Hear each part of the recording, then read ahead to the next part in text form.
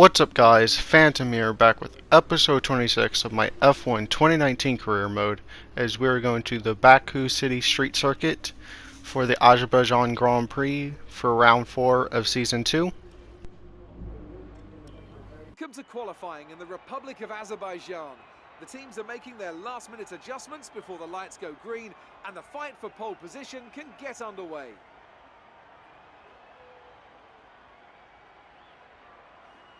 It always looked like the kind of track that asks an awful lot of the rear tyres, such as the frequency of low-speed exits.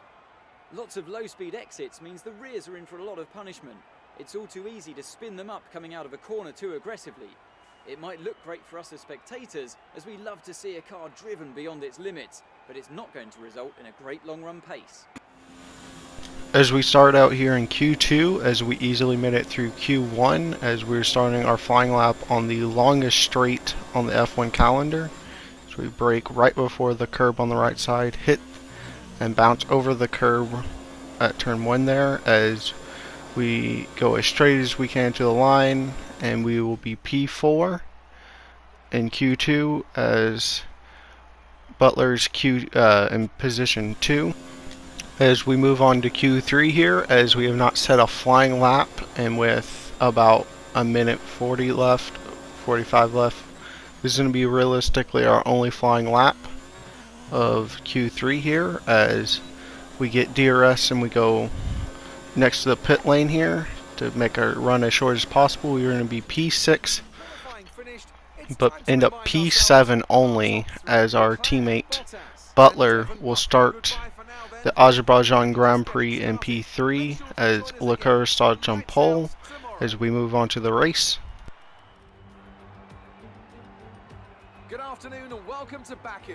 This was the arena, if you think back to 2017, of one of the most eventful races of modern history, with controversy behind the safety car, last-second overtakes, and a historic podium for Williams and for Lance Stroll. So let's find out what lies in store for us this year. It's time for the Azerbaijan Grand Prix. Baku City Circuit then, an unpredictable 3.7-mile track around the streets of the Azerbaijan capital. 20 turns for our drivers to navigate today, including the infamous Turn 8, one of the tightest and most challenging corners of the season. Anthony Davidson joins me today as we look ahead to something just a little bit different. It's quite high speed for a street circuit here, isn't it? Do you think that's going to throw up any unexpected situations? Well, as long as the teams can keep everything cool, I don't foresee any particular big issues from a technical side of things. I do expect the track to be quite slippery though. We've not exactly had much chance to rubber in the surface. Any street circuit also comes with its own challenges, so I think we'll be seeing a few mistakes here and there. The smart strategy would be to expect a safety car, I think, especially early on when the pack is bunched up. Let's run you through the driver grid order for today's exciting race. A fantastic effort from Charles Leclerc yesterday puts him on pole, and it's Valtteri Bottas that completes the front row. As we continue through the rest of the grid today, we have Butler, Vettel, Lewis Hamilton and Perez, a Haas, Raikkonen, Sainz and Alexander Albon, Faber, Norris, Lance Stroll and Giovinazzi, Ricciardo, Hülkenberg, Robert Kubica and Max Verstappen. Kvyat and George Russell ends our grid lineup, and with preparations almost complete, let's head down to the track. As we sit here on the grid in P7, as the fire lights are on,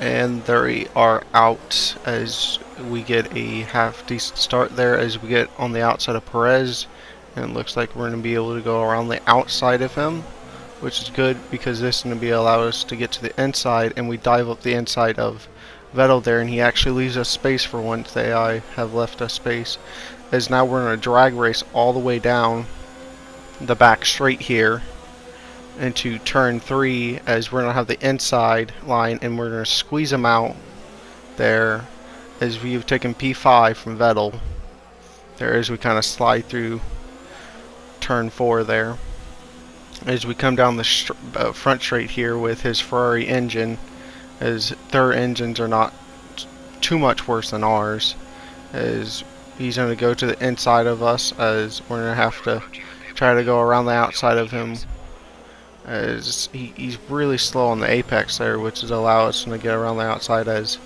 it looks like Perez there is going to have a look at him as he dives down us, and we hit his right front wheel, as it looks like he's actually going to have more pace than us, as we are only in ERS 2, which probably was a mistake, as now he's going to squeeze us out at turn 3 here, as we have to settle for P6 there.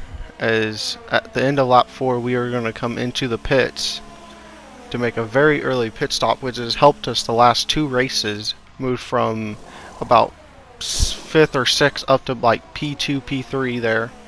But as we come out of the pits, we are definitely not far enough behind cars, as there's Russell, looks like Albon or Kvyat there in the Toro Rosso, and Ricardo there in the Renault. But this is going to be terrible for us, as it's going to hold us up, as we've been behind Russell the entire lap, which is killing our strategy, which will not work out, it looks like, unless we can put in some massive, as we lock up a lot there. Is we've already been jumped by Raikkonen, who was, I don't know how far back on us, but he's been able to jump us here, as we get a good run on Kvyat and we take P16 from him.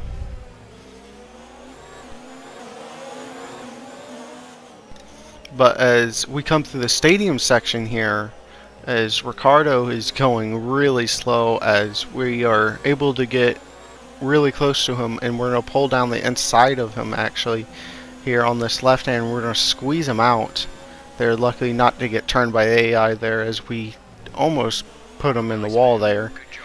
As we come to the beginning of the next lap to the stadiums, the castle section, we're going to go around the outside of Kubica as he kind of mounts the curb there, which is going to give us the inside here for the castle section, as we're going to make it up into P11 with Perez ahead of us. So we've lost at least a lap and a half, as we're going to overtake Albon in the pits.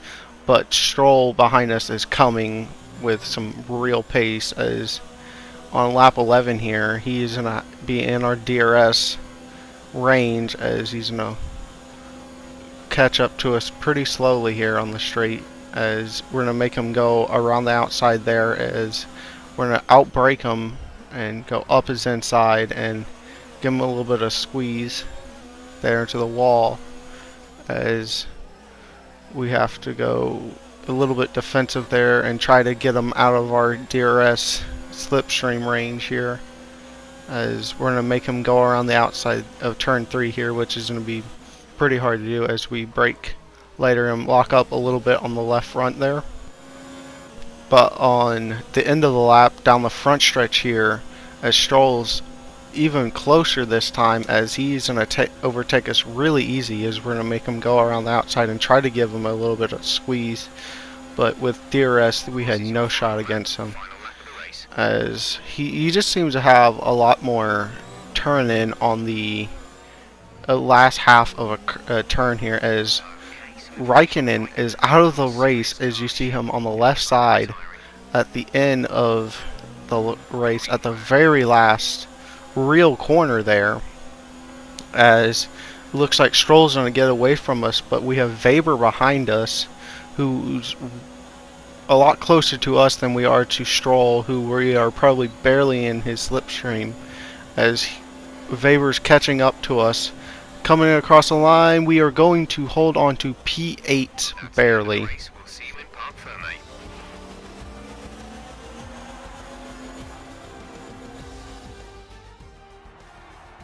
So, another excellent win from Ferrari.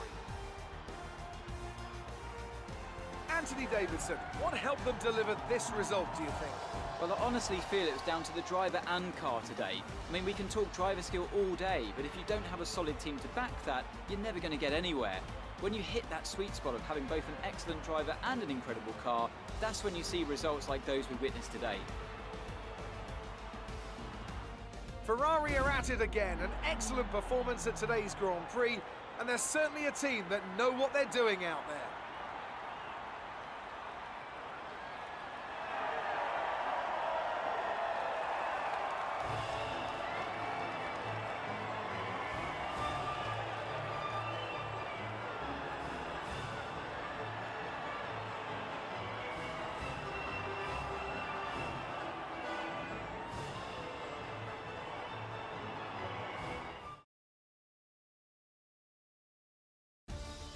And after this round of the World Championship, here's how things look in the drivers' table. Despite the best efforts of our championship leader, that lead has taken a bit of a knock today. Now, let's discuss, Ant. Who would you say is a contender for driver of the day? Well, that was certainly an incredible weekend of racing.